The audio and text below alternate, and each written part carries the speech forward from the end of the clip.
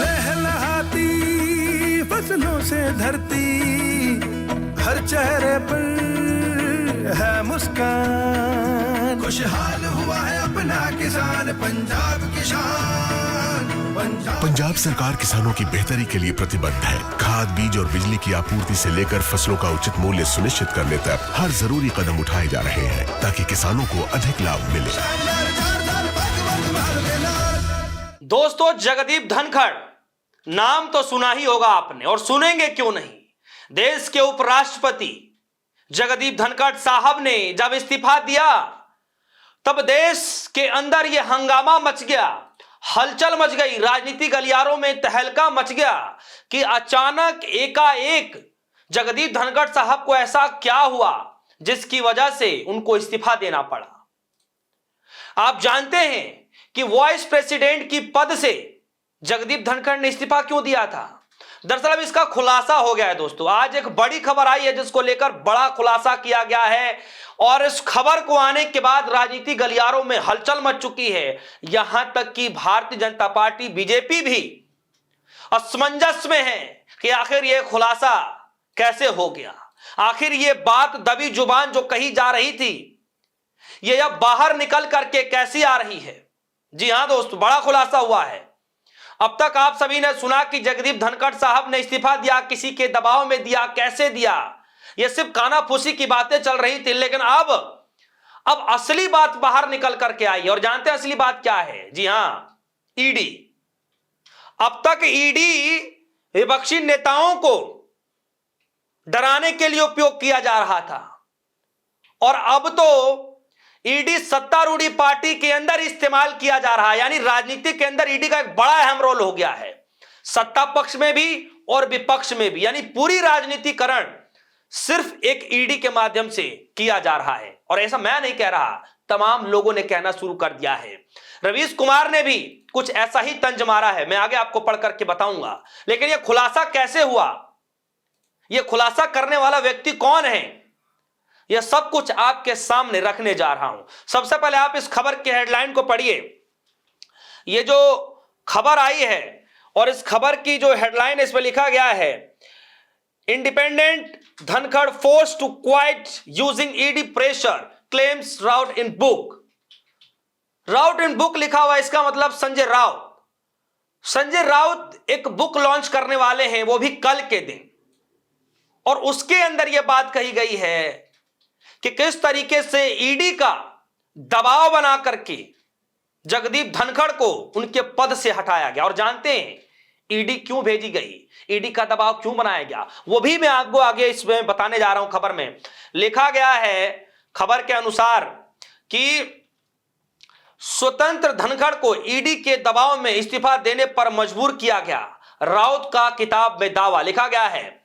अपनी किताब unlikely paradise में संजय राउत ने दावा किया है कि पूर्व उपराष्ट्रपति जगदीप धनखड़ को प्रवर्तन निदेशालय यानी ईडी के दबाव में इस्तीफा देने पर मजबूर किया गया, क्योंकि उन्होंने मोदी सरकार के खिलाफ स्वतंत्र राजनीतिक कदम उठाने शुरू कर दिए थे।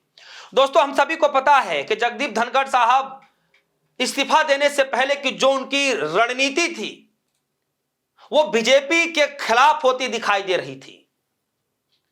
स्वतंत्र होकर के वो काम करना चाह रहे थे, लेकिन अचानक एकाएक देर रात पूरे दिन सदन की कार्रवाई चलाने के बाद शाम को एकाएक पता चलता है कि जगदीप धनखड़ साहब ने अपने पद से इस्तीफा दे दिया।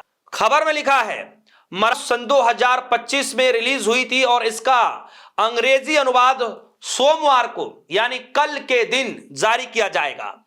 किताब में दावा किया गया है कि धनखड़ और उनकी पत्नी के पास विदेशों में स्थानांतरित संपत्तियां थी।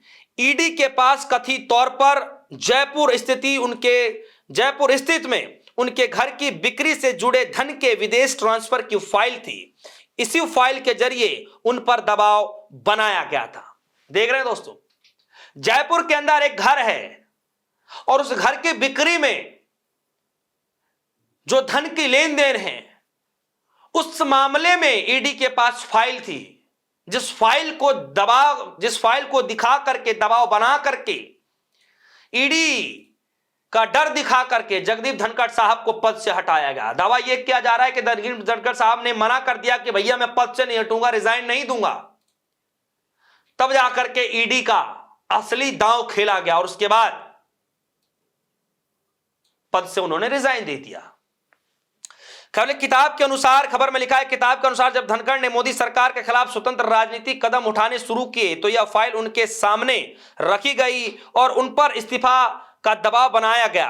किताब में यह भी कहा गया कि शुरुआत में धनखड़ ने इस्तीफा देने से इनकार कर दिया था, लेकिन बाद में परिस्थितियों के कारण उन्हें पद छोड़ना पड़ा। जी हां, आज यह खुलासा हो चुका है और सुनिए कि किस तरीके से वरिष्ठ पत्रकार ने क्या कुछ कहा है, जरा सुनिए।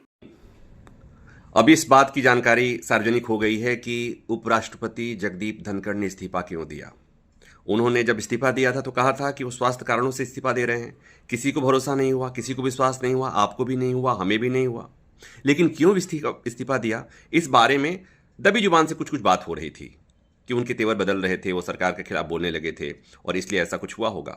लेकिन अब ये बात सरेआम हो गई है, सार्वजनिक हो रही है कि जगदीप धनखड़ का इस्तीफा दिलवाया गया था, उनको पद से हटाने के लिए ईडी जांच का इस्तेमाल किया गया था, ईडी का प्रयोग किया गया था। संजय राउत की एक किताब आ रही है, हालांकि ये किताब मराठी में आ चुकी है, उसका अंग्रेजी अनुवाद आ रहा है। किताब का नाम है अनलाइकली पैराडाइज। तो अनलाइकली पैराडाइज में संजय राउत ने लिखा है कि जगदीप धनखड़ के खिलाफ ईडी जांच कर रही थी, जांच का शिकंजा कसा जा रहा था और वो इसलिए कि जगदीप धनखड़ सरकार के खिलाफ मुखर हो रहे थे, मोदी सरकार के खिलाफ बोलने लगे थे और इसलिए जांच का शिकंजा कसा, ईडी का शिकंजा कसा।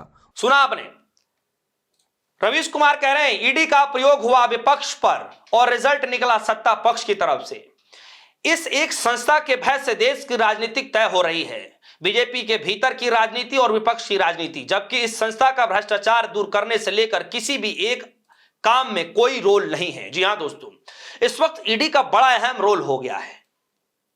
सुप्रीम कोर्ट ने भी कई बार फटकार लगाई, लेकिन इसके बावजूद भी सत्ता पक्ष की तरफ से भले ही विपक्षी नेताओं पर ईडी की लगातार रेड पड़ती रही है, लेकिन हालत ऐसी हो गई कि स्वतंत्र रूप से काम करने के लिए जगदीप धनखड़ साहब पूर्व उपराष्ट्रपति जी ने